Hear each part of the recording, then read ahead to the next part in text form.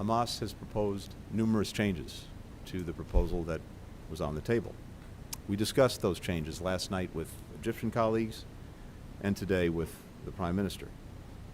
Some of the changes are workable, some are not. Hamas requested multiple changes, some of them unrealistic, to the ceasefire proposal, which could have temporarily ended Israel's war against the terrorist group in Gaza, according to U.S. Secretary of State Antony Blinken. Hamas issued its response to the ceasefire proposal on June 11th to Egyptian and Qatari mediators. A deal was on the table that was virtually identical to the proposal that Hamas put forward on May the 6th. A deal that the entire world is behind, a deal Israel's accepted, and Hamas could have answered with a single word: yes. Instead, Hamas waited nearly 2 weeks and then proposed more changes, a number of which go beyond positions that it previously taken and accepted.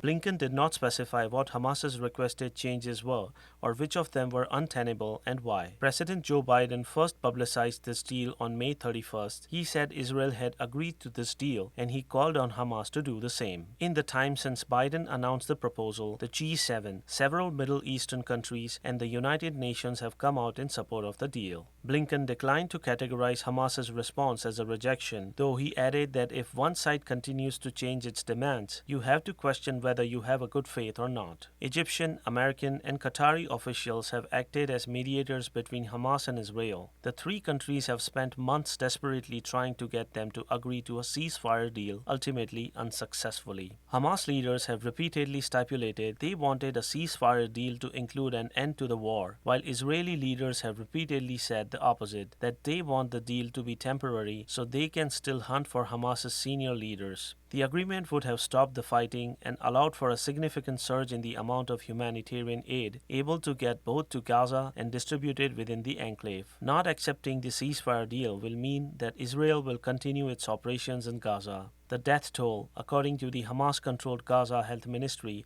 is north of 30,000, though there is no way to verify the tally. In the coming weeks, we will put forward proposals for key elements of a day-after plan, including concrete ideas for how to manage governance, security, reconstruction.